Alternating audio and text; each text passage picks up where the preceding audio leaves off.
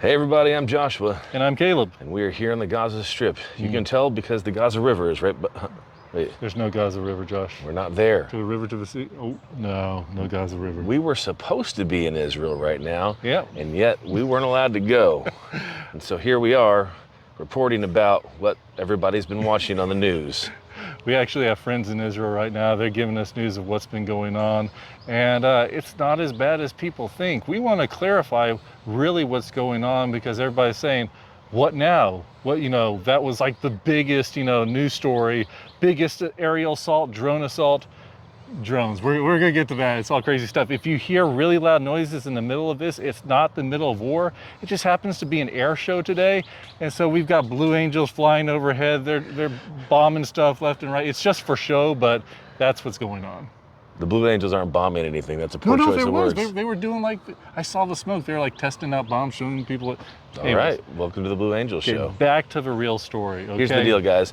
What we're saying this is, and why we're saying it's not as bad as people think, is because this isn't prophecy, this is war theatrics. Yeah. What you're seeing is a show of alleged aggression to try and promote fear and a responsive attack back. Yeah. It's kind of like bluffing when you play cards, trying to get somebody to show their hand a little bit too early so that then you can come in and defeat them. Maybe like you've watched wrestling before, right? Yeah. You think that just because The Rock is body slamming to the ground and walking around in small underwear like this, that he was the best. No, it was agreed upon in advance, but we're going to get to that too. So guys, as yesterday, there's 300 aerial, like UAV, ballistic missiles, cruise missiles, drones that were fired off. 300. Most of them were from Iran, as you know. Yemen took part in it, Syria, Lebanon, Iraq. They were all joining the fun, and there was this great coalition of America, Britain, France, Saudis even helped out, Jordanians helped out in stopping these terrorizing missiles that were coming. Guys, the drones that came, they were going like 2 miles an hour. I mean, it was going to take 8 hours. An 8-hour trip. If you were trying to decisively attack somebody with your coup de grace moment, you don't send them in the slow boat for an 8-hour journey where they can easily be picked out of the sky. I mean, Israel has such advanced missile defense systems right now. They have the Arrow, they have David Sling, they have Patriot, they have the Iron Dome, they have the Iron Beam. All these facilities that they can do to take out, and they had this whole alliance. And so it was not a single drone made it into Israeli airspace. They were taken out literally an hour after they took off. So the big news story, oh, look what, they knew in advance. Okay, let's say, for example. And let's compare too. October 7th, 3,000 rockets came into Gaza. We were there, 3,000 rockets. That was huge amount. And yet Iran only uses around 300.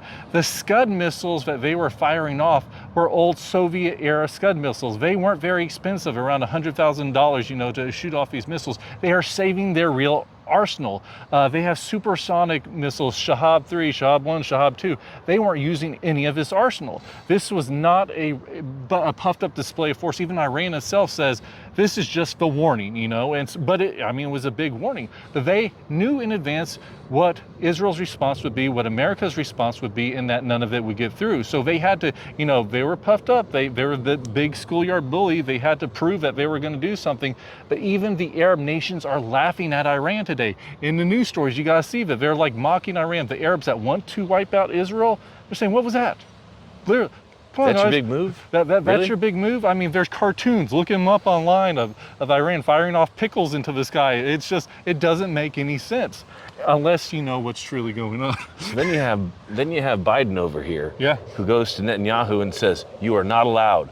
You are not allowed to respond. Don't do it, man. Because, they're their own governing body, and so he has a right to tell them as a nation what to do.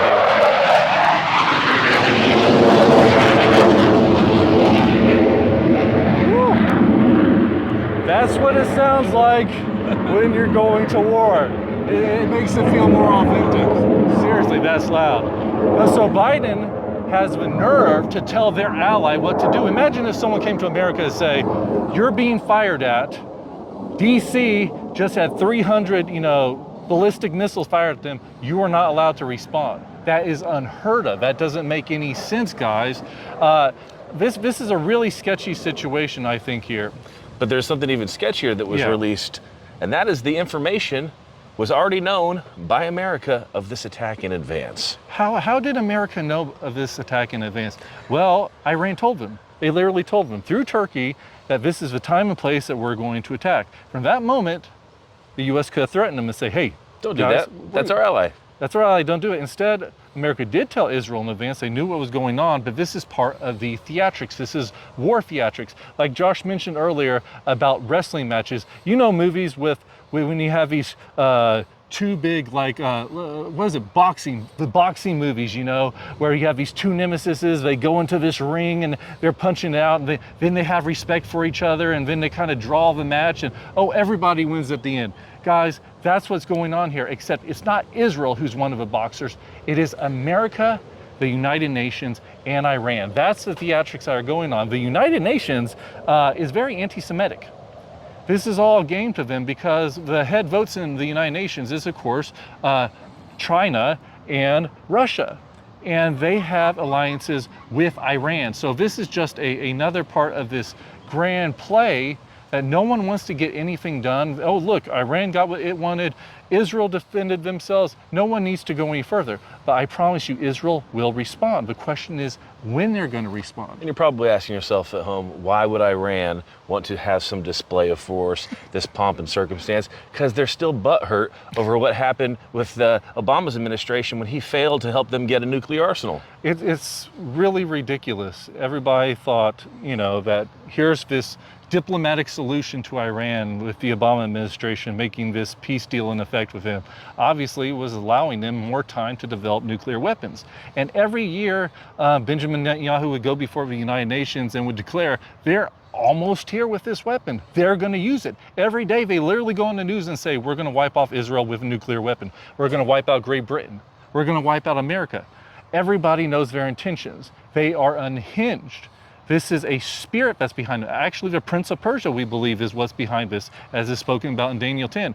And so this is not a surprise. This is a threat, like a roaring lion trying to get its prey to run off, and so we can attack it from behind. There's a scripture, I believe, in 1 Peter that talks about this. You should know it very well. 1 Peter 5:8, be sober, be vigilant, because your adversary, the devil, walks about like a roaring lion, seeking whom he may devour. You've heard this in Sunday school. Yeah. What does the roaring lion mean? The old lion is roaming around. Yeah. He knows he's not as buff as he used to be. He's not as tough, right? So he begins to roar to scare his prey out and to flush them in an area where it's easier to be killed, to set them up in essence.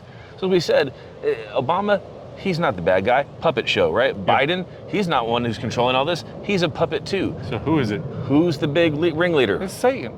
Now, obviously, Satan's directing world government powers to play this game of chess, but he is the one involved that's literally putting the chess pieces on the board.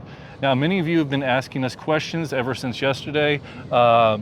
Christians have been more alarmed than Jews in Israel. Our friends who are in Israel, they're saying, yeah, if they were in Northern Galilee, they saw the rockets going off, and it's an everyday thing for them. Our phones have been ringing off the hook asking, are you still going? What's happening? All this stuff. So we want to, like Caleb said, answer a few of the questions. Okay. Question number one, is this the beginning of Gog and Magog? Look at Russia and their threats. Look, it's Iran. No, it's not the beginning of Gog and Magog. I have to tell you why.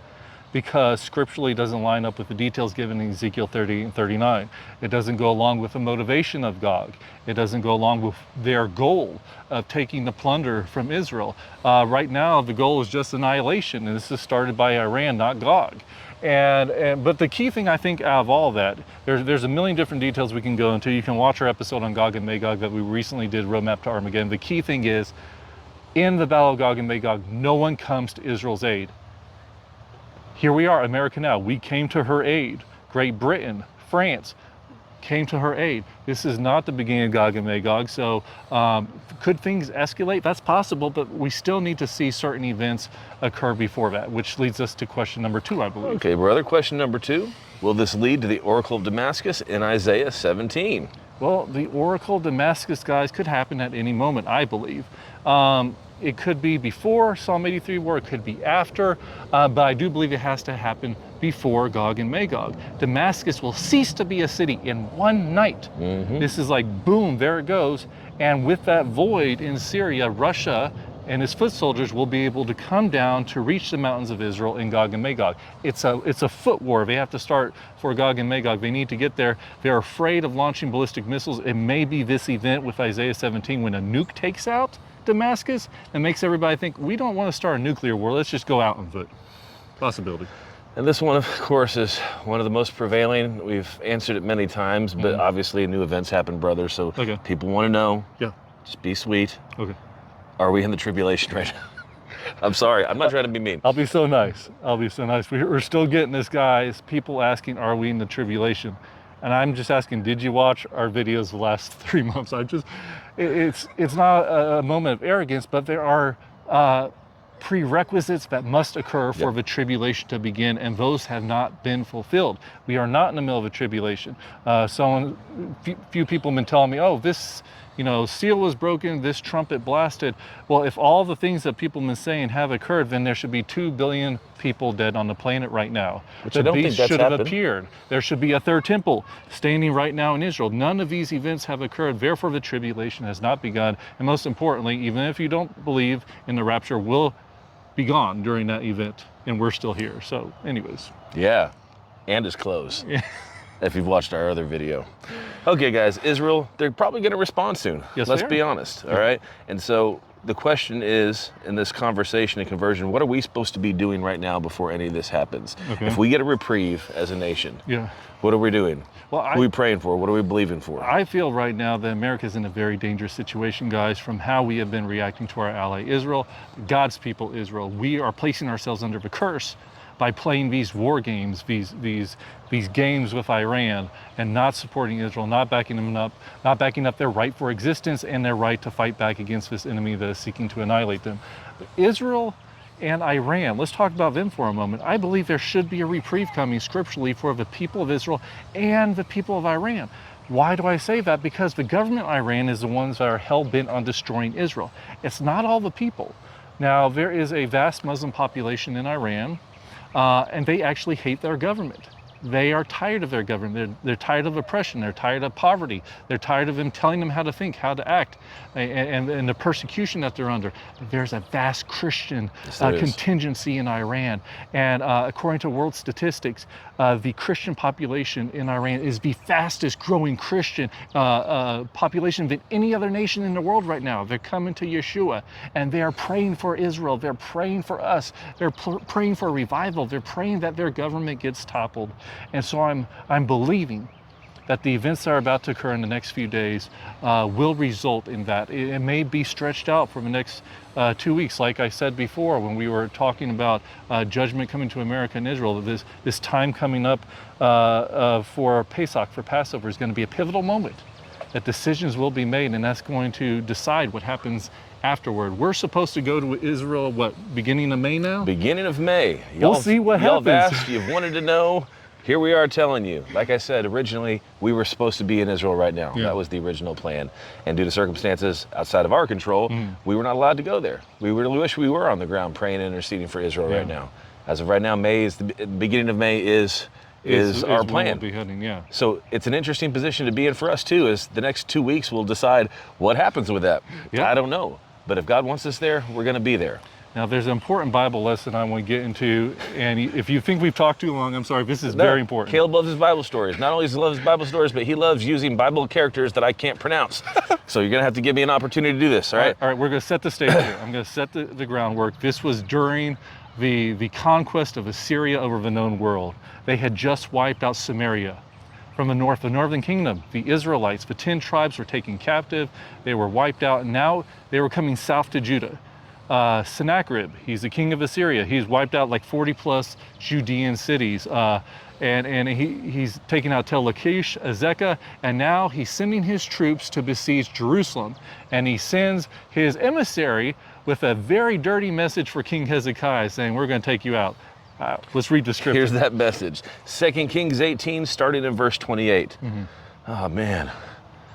The Rabshakeh? Rabshakeh. The Rabshakeh stood up and cried out loud, listen to what the great king, the king of Assyria, has to say. This is what the king says. Don't let Hezekiah deceive you, because he will prove to be unable to deliver you from my control. And don't let Hezekiah make you trust in the Lord by telling you, the Lord will certainly deliver us, and this city will not be handed over to the king of Assyria. Has any of the gods of the nations delivered his land from control by the king of Assyria? Where are the gods of Hamath and Arpad? Where are the gods of Sepharvaim,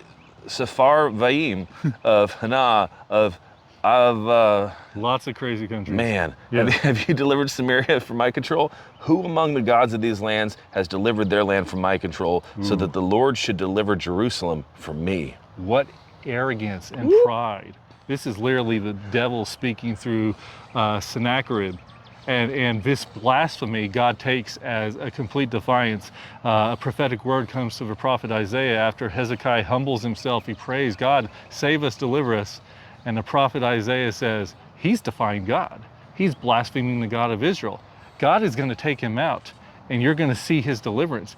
And literally that night, the angel of the Lord is sent into the camp of the Assyrians, 185,000 soldiers. Let that number sink in. 185,000 185,000. That's like, are killed. yeah, that's like five massive football field stadiums. It's insane. The angel of the Lord takes them out, and Sennacherib goes home in defeat, ashamed, and he goes into the temple of his god Nisroch. And while he's there and praying to this pagan god that was supposed to be his victory, his two sons come and kill him. God has the final say in what's going on. And so right now, what we want to do is we want to focus on prayer. These next few days are pivotal, like we've said.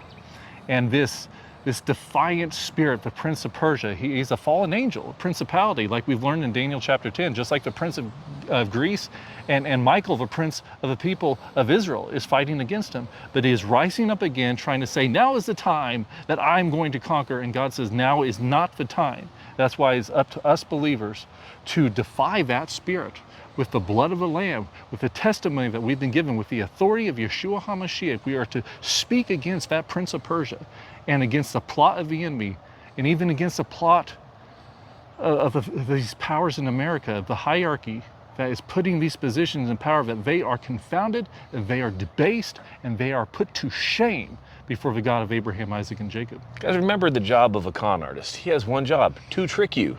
That's the whole thing. He creates an environment, a smokescreen, a distraction, fraudulent information. In any way he can, a con artist convinces you that something isn't true or that something is true that is not. The point is, we are not called to live in fear like Caleb said. We're not called to sit there and watch the news and go, oh no, oh no, oh no. We know that our God is victorious. We know that the Israelis are his chosen people. And so we're to stand in defense of them and not cower and not let con artists and liars and thieves and come and take from you. Too long have God's people sat meekly in the background doing nothing while evil shakes its fist and spews lies out. Today is the day that you stand for truth and that you refuse to accept the lie. We love you guys. Keep with us, and we're going to keep you updated as soon as we can. And maybe be going to Israel, but we'll tell you. You'll know, because you'll see me sweaty on an airplane. Really small planes.